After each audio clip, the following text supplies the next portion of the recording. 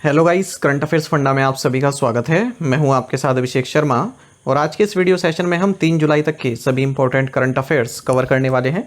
हमेशा की तरह आप इस वीडियो को अंत तक जरूर देखिएगा, आज भी आपको काफ़ी कुछ जानने के लिए मिलेगा।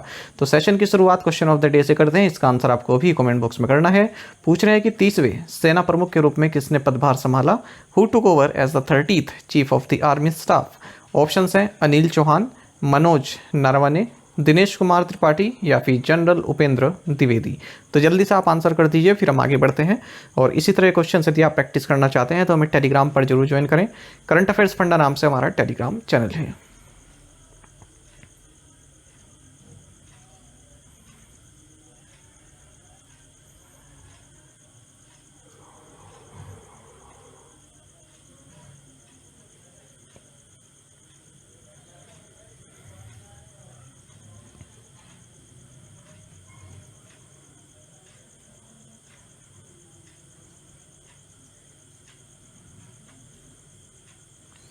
Where was South India's first and the country's largest leopard safari inaugurated? दक्षिण भारत की पहली और देश की सबसे बड़ी तेंदुआ सफारी का उद्घाटन कहाँ किया गया? ऑप्शंस आपके सामने हैं। सही आंसर ऑप्शन डी है, बनेरघट्टा बायोलॉजिकल पार्क, बेंगलुरु। आपको जानना चाहिए कि साउथ इंडिया की फर्स्ट और हमारे देश की लार्जेस्ट लेपर्ड सफारी इनोग्रेट की गई है बनेरघट्टा बायोलॉजिकल पार्क, जो कि बेंगलुरु कर्नाटक में है। आपको बता दें रिवर स्वर्णमुखी भी इस पार्क से होकर गुजरती है। इंडियन लेपर्ड, जिसे पैंथेरा पार्डस फुस्का बोलते हैं, ये इस तरह की एक लेपर्ड सब स्पीसीज़ है जो कि इंडियन सब कॉन्टिनेंट में काफ़ी वाइडली डिस्ट्रीब्यूटेड है। और जो भी बिग कैट्स होती हैं उनमें स्मॉलेस्ट होती है, काफ़ी स्ट्रॉन्ग होते हैं, एजाइल प्रेडेटर्स होते हैं, ट्री पर भी क्लाइंब कर सकते हैं। Which Mercedes driver won the Austrian grand prix? किस मर्सिडीज ड्राइवर ने ऑस्ट्रियाई ग्रां प्री जीता है? ऑप्शंस आपके सामने है। सही आंसर ऑप्शन सी रहेगा, जॉर्ज रसेल। आपको जानना चाहिए कि जॉर्ज रसेल इन्होंने ऑस्ट्रियन ग्रां प्री जीता है क्योंकि जो रेड बुल के मैक्स वर्स्टेपन है और मैकलरेंस के जो लैंडो नॉरिस हैं, इनके बीच में कॉलिजन हो गया और उसके बाद फिर जॉर्ज रसेल विनर बन गए। आपको बता दें जॉर्ज विलियम रसेल जो हैं ये ब्रिटिश रेसिंग ड्राइवर हैं और फॉर्मूला 1 में रेसिंग करते हैं मर्सिडीज़ के लिए। Who did Viswanathan Anand defeat in the finals of the Leon Masters to win his 10th title? Viswanathan Anand ने लियोन मास्टर्स के फाइनल में किसे हराकर अपना 10वां खिताब जीता? सही आंसर ऑप्शन डी रहेगा, जेम सेंटोस लतासा। आपको जानना चाहिए कि 5 बार के वर्ल्ड चैंपियन विश्वनाथन आनंद इन्होंने स्पेन के जेम सेंटोस लतासा को 3-1 से फाइनल में हराकर लियोन मास्टर्स जीता है जो कि स्पेन में हुआ और ये इनका 10th टाइटल है विश्वनाथन आनंद का। विश्वनाथ आनंद आप सभी जानते हैं record 2 time chess world cup champion हैं और भारत से पहले ग्रैंड मास्टर भी हैं। 1988 में बने थे। 2022 में इन्हें डिप्टी प्रेसिडेंट बनाया गया फीडे का। ये फर्स्ट रेसिपिएंट भी हैं खेल रत्न अवार्ड के। 1991-92 में इनको दिया गया था जो कि इंडिया का हाईएस्ट स्पोर्टिंग ऑनर है। साल 2007 में इन्हें इंडिया का सेकंड हाईएस्ट सिविलियन अवार्ड जिसे पद्म विभूषण कहते हैं, इससे इन्हें जो है पुरस्कृत किया गया। Along with Arnav Kumar Chaudhary, who else has been appointed as an executive director of the RBI? Arnav Kumar Chaudhary के साथ आरबीआई के कार्यकारी निदेशक के रूप में और किसे नियुक्त किया गया है? सही आंसर ऑप्शन सी है, चारुलता एस कौर। देखिए रिजर्व बैंक ऑफ इंडिया ने अर्नव कुमार चौधरी और चारुलता एस कौर इनको एग्जीक्यूटिव डायरेक्टर्स अपॉइंट किया है। थोड़ा सा रिजर्व बैंक ऑफ इंडिया के बारे में जान लेते हैं। स्थापना 1 अप्रैल 1935 को हुई थी। Reserve bank of India act 1934 के तहत इसके जो ऑफिसेस हैं पूरे देश में 33 लोकेशंस पर हैं। ये एक महत्वपूर्ण फैक्ट है। पहले इसका जो सेंट्रल ऑफिस हुआ करता था वो कोलकाता में हुआ करता था, फिर 1937 में से मुंबई में मूव कर दिया गया। ये भी एक इम्पोर्टेंट फैक्ट है और यही मुंबई में ही जो गवर्नर है उनका ऑफिस भी यहीं पर ही है। आपको बता दें रिजर्व बैंक जो है ये गवर्नमेंट ऑफ इंडिया द्वारा फुली ओन्ड है। Which state government appointed Sujata Saunik as its first female chief secretary? किस राज्य सरकार ने सुजाता सोनिक को अपनी पहली महिला मुख्य सचिव नियुक्त किया? सही आंसर ऑप्शन डी है, महाराष्ट्र। आपको जानना चाहिए कि जो सुजाता सोनिक है ये फर्स्ट फीमेल चीफ सेक्रेटरी बनी है महाराष्ट्र की और ये टेक ओवर कर रही हैं जो रिटायर हो रहे हैं चीफ सेक्रेटरी नितिन करीर। महाराष्ट्र की बात करते हैं, कैपिटल मुंबई है, चीफ मिनिस्टर एकनाथ शिंदे हैं, गवर्नर रमेश बैस हैं। Which Indian company has become the first to surpass a market value of 21 lakh crore rupees. कौन सी भारतीय कंपनी 21 लाख करोड़ रुपए के बाजार मूल्य को पार करने वाली पहली कंपनी बन गई है? ऑप्शंस आपके सामने हैं। सही आंसर ऑप्शन सी है, रिलायंस इंडस्ट्रीज लिमिटेड। देखिए, रिलायंस इंडस्ट्रीज लिमिटेड की जो मार्केट वैल्यू है वो 21 लाख करोड़ रुपए को सरपास कर गई है और ऐसा करने वाली ये पहली भारतीय कंपनी बन गई। रिलायंस इंडस्ट्रीज़ की बात करते हैं तो हेडक्वार्टर्स मुंबई महाराष्ट्र में है और chairman and managing director Mukesh Ambani है। विच स्टेट गवर्नमेंट लॉन्च्ड मुख्यमंत्री बहन बेटी मैकई स्वावलंबन प्रोत्साहन योजना? किस राज्य सरकार ने मुख्यमंत्री बहन बेटी मैकई स्वावलंबन प्रोत्साहन योजना शुरू की है? सही आंसर ऑप्शन बी रहेगा, झारखंड। आपको जानना चाहिए जो झारखंड कैबिनेट है इसने एक फाइनेंशियल असिस्टेंस स्कीम प्रोवाइड की है, लॉन्च की है, जिसका फ़ायदा 45 लाख महिलाएं जो राज्य में हैं उनको पहुंचेगा और उनको एम्पावर किया जाएगा, सेल्फ रिलायंट उनको बनाया जाएगा। इस योजना का नाम है मुख्यमंत्री बहन बेटी मैकई स्वावलंबन प्रोत्साहन योजना और जो भी महिलाएं हैं उनको हर महीने 1000 रुपये दिए जाएंगे। तो हाल ही में एक कैबिनेट मीटिंग हुई जिसकी अध्यक्षता झारखंड के चीफ मिनिस्टर चंपाई सोरेन ने की। उस दौरान इस स्कीम को अप्रूवल दिया गया है। Where was India's first Chadwick house navigating audit heritage museum inaugurated? Bharat का पहला Chadwick house navigating audit heritage संग्रहालय का उद्घाटन कहाँ किया गया? सही आंसर ऑप्शन ए है, शिमला। आपको जानना चाहिए जो controller and auditor general of India हैं गिरीश चंद्र मुर्मू, इन्होंने Chadwick house navigating audit heritage museum को इनोग्रेट किया है शिमला हिमाचल प्रदेश में। और आपको जानना चाहिए जो ये चैडविक हाउस है ये एक इतिहास से जुड़ा हुआ एक समझ सकते हैं मोन्यूमेंट है। इसका सिग्निफिकेंस इसलिए ज़्यादा है क्योंकि जब शिमला समझौता हुआ था तो महात्मा गांधी ने यहाँ पर स्टे किया था 1946 में। फिर इंडिपेंडेंस के बाद 1950 में यहाँ पर एक ट्रेनिंग स्कूल भी खोला गया Indian audit and account services के लिए।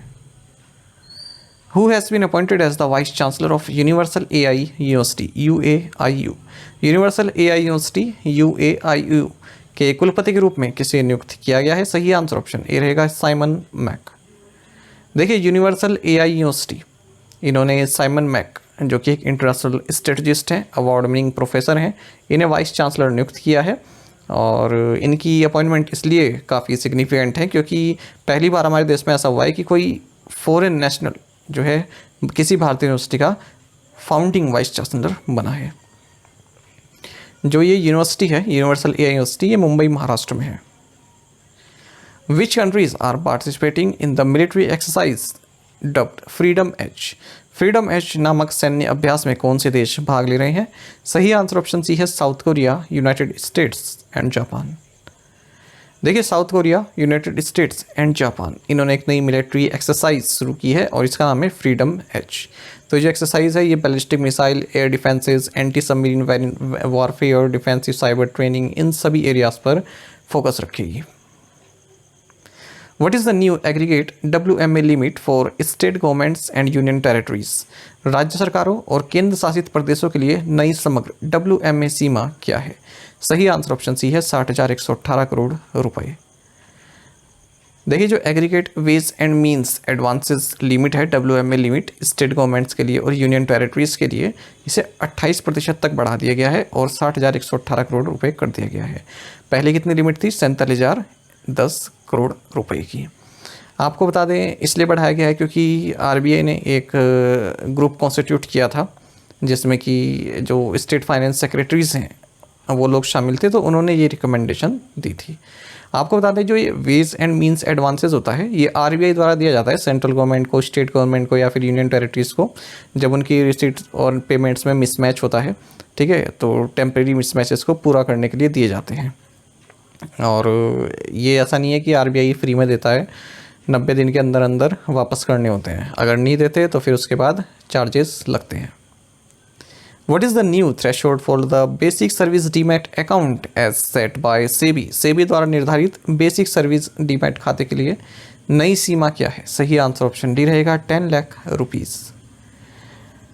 देखिए, जो स्मॉल इन्वेस्टर्स हैं, ठीक है, उनका पार्टिसिपेशन ज़्यादा हो सके सिक्योरिटी मार्केट्स में, इसके लिए सेबी ने क्या किया है, जो बेसिक सर्विस डीमैट अकाउंट है उसके लिए जो थ्रेशोल्ड है उसको 10 लाख रुपए कर दिया है।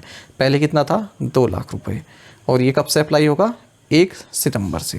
तो जो बेसिक सर्विस डीमैट अकाउंट होते हैं जिन्हें BSDA कहते हैं, ये लोअर कॉस्ट वर्जन होते हैं रेगुलर डीमैट अकाउंट के। ये जो फैसिलिटी है ये सेबी द्वारा साल 2012 में जो है शुरू की गई थी ताकि फाइनेंशियल इंक्लूजन बढ़ सके और जो डीमैट चार्जेस का जो बर्डन है रिटेल इंडिविजुअल इन्वेस्टर्स पर वो रिड्यूस हो सके। आपको जानना चाहिए जो मेंटेनेंस चार्जेस हैं इन अकाउंट्स के वो ज़ीरो रहेंगे अगर आपकी जो सिक्योरिटी है वो 4 लाख तक की है, ठीक है। अगर 4 लाख से ज़्यादा की है और 10 लाख तक की है तो 100 रुपये रहेंगे, और यदि 10 लाख से ज़्यादा की है, ठीक है, तब वो रेगुलर चार्जेस उसमें अप्लाई होंगे, तब वो बेसिक सर्विस डीमैट अकाउंट में नहीं गिना जाएगा। Which organization is partnering with the Reserve Bank of India to create a platform for instant cross-border retail payments? तत्काल क्रॉस बॉर्डर पेमेंट प्लेटफॉर्म बनाने के लिए कौन सी ऑर्गेनाइजेशन भारतीय रिजर्व बैंक के साथ साझेदारी कर रही है? ऑप्शंस आपके सामने है, सही आंसर ऑप्शन डी रहेगा, आसियान कंट्रीज। काफ़ी महत्वपूर्ण क्वेश्चन है आपके आने वाले एग्जाम्स के लिए, ठीक है, इंपॉर्टेंट मार्क कर लीजिएगा इसे। देखिए रिजर्व बैंक ऑफ इंडिया और एशियन कंट्रीज़ या आसियान कंट्रीज़ इन्होंने डिसाइड किया है कि हम एक ऐसा प्लेटफॉर्म बनाएंगे ताकि instant cross border retail payments जो हैं की जा सके, और ये प्लेटफॉर्म 2026 तक लाइव हो जाएगा। और इसके लिए रिजर्व बैंक ऑफ इंडिया ने अब प्रोजेक्ट नेक्सस को भी ज्वाइन कर लिया है, जो कि एक मल्टीलेटरल इंटरनेशनल इनिशिएटिव है जिसके तहत instant cross border retail payments को इनेबल किया जा सकता है। जो भी अलग अलग देशों के अपने डोमेस्टिक जो फास्ट पेमेंट सिस्टम्स हैं जैसे हमारा UPI है, ठीक है, इनको इंटरलिंक किया जा सकता है। तो नेक्सस की शुरुआत की थी जो आपका ये है bank for international settlements BIS, इनका जो इनोवेशन हब है इनके द्वारा इसकी शुरुआत की गई थी। और इसका मकसद है जो भी अलग अलग देशों के या फिर आसियान कंट्रीज़ जैसे मलेशिया, फिलीपींस, सिंगापुर, थाईलैंड और इंडिया, इनके जो फास्ट पेमेंट सिस्टम्स हैं इनको इंटीग्रेट किया जा सके। An agreement to this effect was signed by BIS and central banks of the founding countries, Bank Negara Malaysia, Bank of Thailand, Bank of Central NC Philippines, monetary authority of Singapore and RBI, ठीक है, और हाल ही में basal Switzerland में इसको sign किया गया। How much monetary penalty was imposed by the RBI on the Rohika central cooperative bank limited? RBI द्वारा the Rohika central cooperative bank limited पर कितना मौद्रिक जुर्माना लगाया गया है? सही आंसर ऑप्शन सी रहेगा, 1.5 लाख रुपए। आपको जानना चाहिए रिजर्व बैंक ऑफ इंडिया ने 1.5 लाख रुपए की मॉनेटरी पेनल्टी लगाई है Rohika central cooperative bank limited Madhubani Bihar पर, और क्योंकि जो RBI के नो योर कस्टमर जो डायरेक्शंस हैं उनके साथ कंप्लायंस नहीं किया है। RBI ने 2 लाख रुपए की मॉनेटरी पेनल्टी लगाई है national cooperative bank limited Mumbai Maharashtra पर, KYC से संबंधित जो डायरेक्शंस है उनका अनुपालन नहीं किया गया। RBI ने 1 लाख रुपए की मॉनेटरी पेनल्टी लगाई है the bank employees cooperative bank limited West Bengal पर, क्योंकि KYC का अनुपालन इन्होंने नहीं किया है। वहीं RBI ने गुजरात राज्य कर्मचारी cooperative bank limited Ahmedabad Gujarat पर भी फाइन लगा है, क्योंकि RBI की जो डायरेक्शंस हैं financial statements presentation and disclosures, placement of deposits with other banks by primary cooperative banks and cooperative banks interest rate on deposit, इनका अनुपालन नहीं किया है। देखिए कई एस्पिरेंट्स को डाउट रहता है कि इतने सारे फ़ाइन कैसे याद रखें। तो अब आपका एग्ज़ाम अगर मान लीजिए सितंबर लास्ट या अक्टूबर में कोई होता है जैसे बैंक का या RRBPO वगैरह का, तो उसके लिए आप 1-2 महीने पहले के जो भी ये फ़ाइन लग रहे हैं इनको देख सकते हैं। ये जो कोऑपरेटिव बैंक पर लगते हैं ना, ये इतने इंपॉर्टेंट नहीं होते, जैसे किसी प्राइवेट बैंक पर लग गया, पब्लिक सेक्टर बैंक पर लग गया, वो आपके लिए महत्वपूर्ण होते हैं। Prime minister Narendra Modi recently release 3 books on which former Indian vice president. प्रधानमंत्री नरेंद्र मोदी ने हाल ही में किस पूर्व भारतीय उपराष्ट्रपति पर 3 पुस्तकों का विमोचन किया? सही आंसर ऑप्शन सी है, वेंकैया नायडू। देखिए प्राइम मिनिस्टर नरेंद्र मोदी ने 3 बुक्स रिलीज़ की हैं जो हमारे फॉर्मर वाइस प्रेसिडेंट रहे हैं एम वेंकैया नायडू, इनकी जो जीवन है, जर्नी रही है उस पर संबंधित। तो इन्होंने हाल ही में अपना 75th बर्थडे सेलिब्रेट किया है।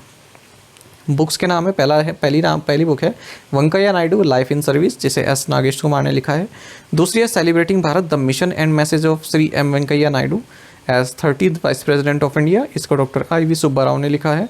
तीसरी जो है पिक्टोरियल बायोग्राफी है तेलुगु में, मान्यता life and journey of Shri M Venkaiah Naidu, जिसे संजय किशोर ने लिखा है।